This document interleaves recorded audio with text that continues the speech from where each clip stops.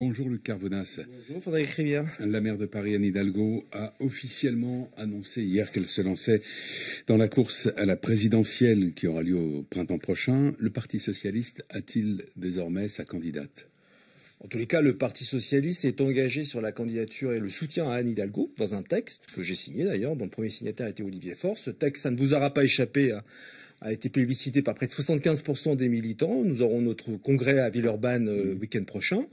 Oui, Anne Hidalgo est la candidate que nous soutenons et hier, elle a montré finalement un visage de grande humilité aux Françaises et aux Français. Elle est venue se présenter et aussi essayer d'emporter une espérance, réenchanter la vie républicaine, comme on dit, mais ça a du sens après les 5 années que nous sommes en train de vivre sous l'ère d'Emmanuel Macron. Humilité, on pourrait peut-être dire aussi versatilité, puisque il n'y a pas si longtemps, Anne Hidalgo jurait qu'elle ne serait pas candidate à l'élection présidentielle. C'était au printemps 2020, en juin 2020, qu'elle n'avait pas envie cette vie-là, qu'on pouvait archiver ses propos car elle était très claire. Qu'est-ce qui l'a poussée à changer d'avis ? Nous, des personnes comme moi aussi, avec qui nous avons discuté. On lui a tordu le bras, Anne Hidalgo. Non, on lui a pas tordu le bras, mais c'est une femme politique, c'est une femme d'État, elle a le sens des responsabilités. À un moment donné, quand on est maire de Paris, on a aussi une obligation d'essayer de porter un projet pour la France et pour la gauche. Lorsqu'elle a dit il y a un an qu'elle ne serait pas candidate à l'élection présidentielle, elle était sincère, elle n'est pas versatile, Anne Hidalgo. Encore une fois, c'est le fruit d'un long process d'échanges. Nous étions à Villeurbanne pour travailler le 11 juillet dernier. Elle est venue visiter les socialistes à Blois, il y avait une vraie effervescence. Et aujourd'hui, elle dresse sa candidature, mais parce que elle a le sens du timing et encore une fois de son rôle à jouer dans la gauche française. On va pas s'en plaindre. Vous savez, moi j'ai été le premier à considérer que beaucoup des acteurs du précédent quinquennat étaient partis pantoufler dans le privé et nous laisser, nous, en responsabilité dans nos territoires. Vous l'avez rappelé, je suis maire d'Alfortville. Ça fait du bien de voir la maire de Paris qui aurait pu rester dans son confort, rester maire, accueillir les Jeux Olympiques, plutôt que de partir à cette bataille électorale et d'emmener avec elle le collectif des maires que nous représentons. Vous parlez de son expérience de maire de Paris. Est-ce qu'elle est suffisante pour aspirer à diriger le pays ? Je crois. D'ailleurs, regardez ce qui s'est passé au Portugal. C'est le maire de Lisbonne en son temps qui a fait en sorte que la gauche revienne après des décennies d'absence parce qu'il avait un savoir-faire. C'est quoi le savoir-faire d'un maire ? C'est celui du dialogue, de l'écoute, du consensus et du sens de la prise de décision avec ce que j'appelle souvent le bon sens populaire.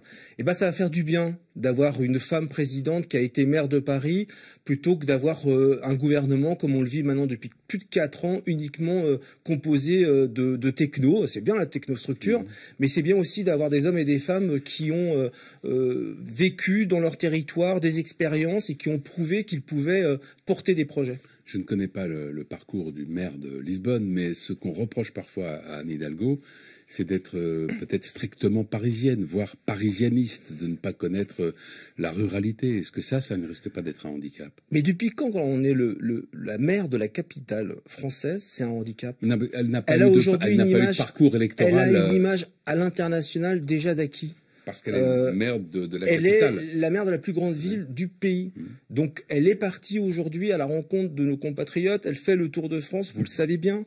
Elle est plutôt très bien reçue. Justement, cette image que certains ont voulu lui coller à la peau n'est pas la vérité. Et c'est ce qu'elle est en train de faire dans cette campagne de terrain, pied à pied, en rencontrant nos compatriotes. Mais pour être président de la République ou présidente de la République, c'est bien sans doute d'être connu à New York ou à Rio, mais c'est aussi bien d'être connu à Dissay-sous-Courcillon, par exemple, dans la Sarthe. Je vais vous dire, pour être président de la République, il faut d'abord aimer les Français.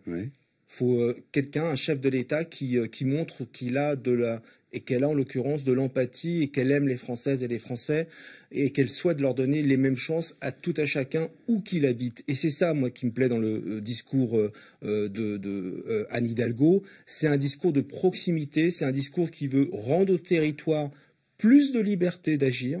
Et on l'a bien vu dans la crise sanitaire que si l'État marchait sur une jambe, la deuxième jambe, c'était les collectivités territoriales et on n'a pas encore fini d'en sortir de cette crise sanitaire. Donc, l'égalité femmes-hommes, moi, ça me parle. Décarboner l'économie en 5 ans, moi, ça me parle. Permettre de donner à des salariés comme des enseignants, des infirmières, un meilleur salaire, moi, ça me parle. Et il est grand temps qu'on parle aux Françaises et aux Français. Et ce que Anne Hidalgo est en train de faire, c'est pas de parler aux socialistes. Elle parle aux Françaises et aux Français parce qu'il y a un chemin. Il y a un chemin et ne pas croire ce que disent les sondages et qu'on nous emmène dans ce débat Macron-Le Pen inexorable. Et ce chemin, on a commencé à l'emprunter. Ça va être une campagne. Une campagne, c'est toujours difficile. Il n'y a que des coups à prendre. Mais il y a surtout des Françaises et des Français à convaincre. Et notre projet, j'en suis persuadé, peut les convaincre. Et son statut de maire de Paris ne risque-t-il pas d'être aussi un handicap dans la mesure où ses adversaires vont s'employer à pointer les sujets qui fâchent à Paris, le crack, cette drogue qu'on appelle la cocaïne du pauvre, les problèmes de propreté, les problèmes de circulation? Oui, alors le problème du crack, on en parlait tout à l'heure avant de rentrer dans le studio. Oui. Pardon, mais là c'est la désertion de l'État. La maire de Paris, qu'est-ce qu'elle fait? Elle prend ses responsabilités en ouvrant des salles pour empêcher justement ce qui ne fait pas l'unanimité parmi les riverains. En tous les cas, elle prend des décisions. C'est ce que je vous disais tout à l'heure. Quand on est maire, on prend des décisions qui sont les plus justes par rapport à la situation que l'on vit. Aujourd'hui, le fait que l'État soit désengagé sur ces questions de sécurité, ça doit nous poser question. On ne peut pas se reposer que sur les maires avec nos polices municipales qui se substituent désormais aux droits régaliens de l'État sur les questions de sécurité. Voilà, donc je vois bien les boules puantes que l'extrême droite parisienne et la droite dure emmenée par Madame Dati vont vouloir poser sur le chemin de Anne Hidalgo. Mais vous savez, c'est une femme déterminée.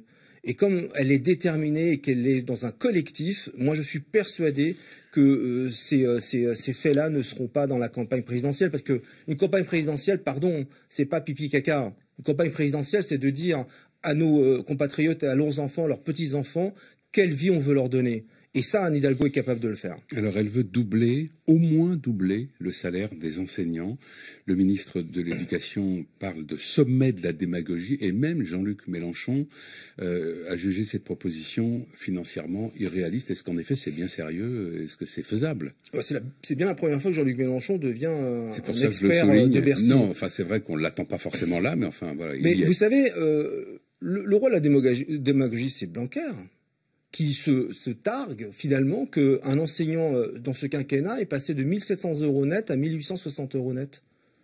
Donc pour M. Blanquer, un enseignant aujourd'hui en France, 1 860 € net, c'est suffisant. Eh ben non, c'est pas suffisant. Parce que quand on... Non, il ne dit pas que c'est suffisant. Il dit que ça sera porté à 2000. Quand on confie l'éducation de nos enfants dans des quartiers populaires, en ruralité, quand on participe, quand on est un enseignant à la construction de la vie d'une femme et d'un homme et à la citoyenneté, eh ben ça a un prix. Ça a aussi un prix quand on est un policier et qu'on est capable de se faire tirer dessus pour protéger la population. Ça a un prix quand on est infirmière et qu'on va soigner les gens. Et on en a vite parlé dans la Covid. Voilà, tous ces métiers auxquels nous sommes tous un jour dans nos vies confrontés, en fait. On se souvient tous de nos profs, on a tous été confrontés à une infirmière, à un médecin, à un policier. Ben, ces métiers-là, qui font le corpus de la République, ils doivent être reconnus par les institutions, et c'est ce que propose la maire de Paris. Merci Luc Carvounas. Merci. Bonne journée. Le porte-parole du Parti socialiste Luc Carvounas avec Frédéric Rivière, entretien à retrouver sur rfi.fr.